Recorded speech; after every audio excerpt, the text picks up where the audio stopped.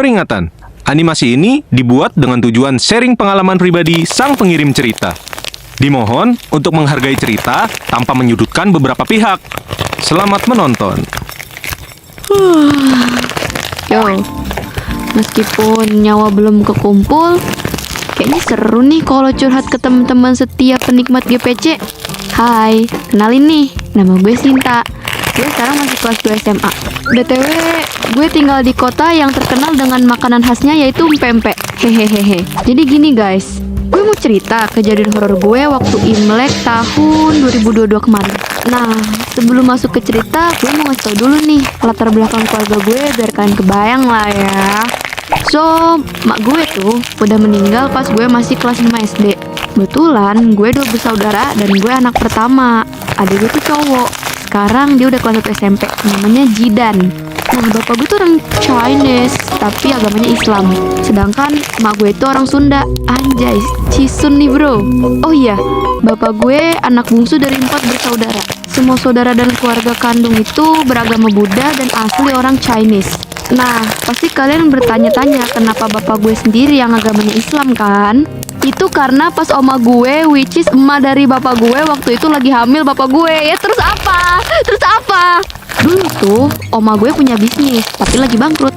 So, dalam keadaan susah dan ngurus anak-anaknya itu yang banyak dan repot, akhirnya pas bapak gue lahir, dia dititipin ke bibi gitu. Kebetulan bibi ini Islam.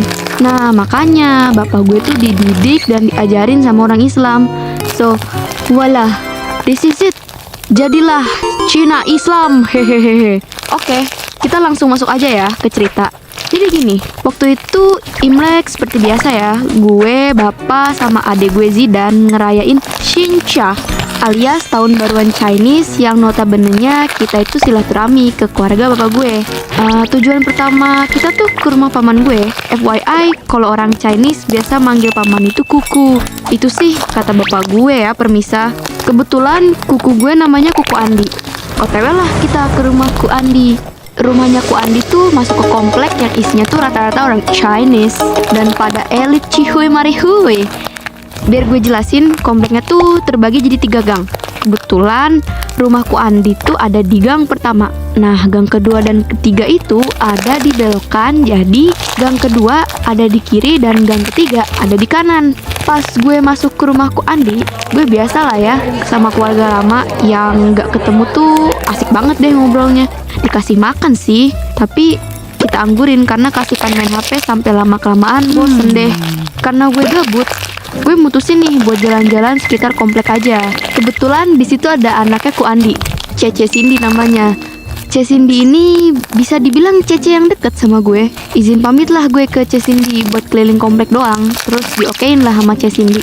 Tapi Cece Cindy ngebolehinnya gue main sebentar doang. Soalnya kan abis ini mau pergi ya ke tempat keluarga yang lain. Ya udah deh, gue yain aja. So, jalan-jalan dah tuh gue sambil lihat sekeliling. Nah, pas gue jalan sampai ke ujungnya tuh ya ada jalan buntu yang ditutupin sama tembok gede gitu. Tapi anehnya di sebelah tembok gede itu kayak ada lorong yang kecil gitulah pokoknya. Sedangkan gangnya kan cuma ada 3 ya. Dan ini bikin gue penasaran dong. Alhasil gue cek lah ke dalam. Ternyata ada rumah yang lumayan gede tuh, 2 lantai tapi usang, kayak bekas kebakaran gitu deh. Gue yang awalnya biasa-biasa aja jadi makin penasaran lah. Gue cek makin dalam tuh. Terus pas gue lihat-lihat ke atas, gue ngerasa nginjek sesuatu bro. Pas gue lihat ternyata ada dupa sama kayak sesajen gitu ditaruh di atas piring gede. Jelas dong, gue jadi panik. Tahu gue tuh dupa biasanya berkaitan buat medium berdoa atau penolak bala. Jadi gue langsung lari keluar. Ternyata di luar udah ada Cece Cindy yang nyariin gue karena sekeluarga gue udah pada mau pergi ke tempat lain. Ya udah deh, gue langsung naik ke mobil. Pas masuk tuh hawanya serasa agak enak, anjir. Tapi gue kayak ya udahlah biasa aja. Gue mencoba untuk nggak terlalu menggubris hal tersebut. Yang gue harapin saat itu cuma please jangan sampai ketahuan orang kalau gue yang nginjek pedupa. Udah kerasa Imlek udah selesai. Dan ya gak ada kejadian aneh sih sampai seminggu berikutnya. Nah, mulai ada keanehan yang terjadi tuh pada waktu siang hari. Gue disuruh nenek gue buat beli garam di warung. Keluarlah gue sampai warung, beli garam, pulang, dan tuh ya ke rumah. Posisi rumah gue tuh depanan sama got, jadi isi got tuh otomatis kelihatan. Nah, pas gue lihat isi got itu tuh kayak ada 3 dupa yang nancep di atas got itu. Awalnya gue panik, tapi gue kayak cuek aja deh. Mana tahu tuh dupa udah gosong kebakar. Nah, pas malam hari gue kan udah mau tidur tuh. Pas gue lagi enak-enak tidur, gue mimpi aneh banget. Ada 3 sosok orang kayak keluarga gitu, satunya bapak-bapak, ada ibu-ibu sama anak cowok. Di situ keluarganya kayak keluarga Chinese gitu. Gue di mimpi itu tuh kayak berdiri di hadapan keluarga Chinese tadi, yang salah satu anggota keluarganya si bapak bilang ke gue, Kamu mau ganti atau ikut kami? "Jlok." Gue diem doang. Terus keluar lagi pertanyaan itu. Kamu mau ganti atau ikut kami? Dan entah kenapa tiba-tiba gue kayak ngedeket, padahal gue nggak jalan. Badan gue rasanya kayak kaku. Terus ditanya lagi, Kamu mau ganti atau ikut kami? dan tiba-tiba gue di hadapan mereka bertiga, matanya keluar darah jir. Pengen nangis kenceng-kencengnya, dan muncul kobaran api yang bikin mereka hilang, dan akhirnya gue kebangun dari tidur. Mulai dari situ mimpinya terus-terusan neror gue. Anehnya lagi yang bikin gue tambah merinding, tiap kali gue ngelakuin aktivitas kayak biasa, ada aja bala musibah yang datang dan selalu berkaitan sama api. Mulai dari gue yang pas masak tiba-tiba kompor ngeluarin api gede, gue lagi main korek tiba-tiba apinya nyamber ke baju gue, terus pernah kena kayu yang abis dibakar, dan kejadian puncaknya waktu itu gue lagi masak air. Gue waktu itu ditinggal sendirian sama keluarga karena lagi ada urusan. Jadi ya gue masak air lah. Tiba-tiba kepala gue tuh puyeng banget dan pandangan gue seketika gelap. Yap, bener banget. Gue pingsan saat itu juga, gak inget apa-apa lagi. Pas gue bangun, ternyata gue udah dikelilingi oleh keluarga dan warga sekitar. Posisinya waktu itu gue lagi di rumah sakit. Kenapa? Aku kenapa? Di mana aku? Kamu siapa? Terus ortu gue nyamber jawab gini, kamu lagi di rumah sakit. Tangan kamu kena air panas tuh, melepuh.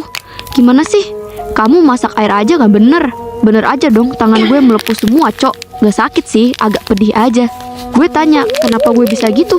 Keluarga gue bilang kalau mereka nemuin gue pingsan di dapur dengan kompor yang masih hidup dan air panas yang tumpah di atas tangan gue. Gue mikir dong, kok bisa jatuh sih? Pasti ada yang gak beres nih tentang keluarga itu. Gue pengen nanya asal-usul rumah yang pernah gue injek dupanya sama Cece Cindy. Gue telepon deh buat cerita semua kejadian yang gue alamin, sekaligus nanya asal-usul rumah itu. Jujur, respon awal Cece Cindy tuh kedenger kayak agak kaget. Tapi dia bilang sama gue, Sinta, sini ya, Cece ceritain. Jadi, dulu di rumah itu pernah ditempati oleh satu keluarga harmonis yang ada ayah, mama, dan anak laki-lakinya mereka.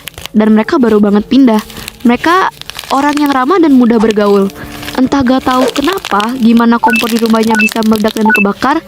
Terus, seisi rumah serta keluarga itu tewas dalam keadaan mengenaskan.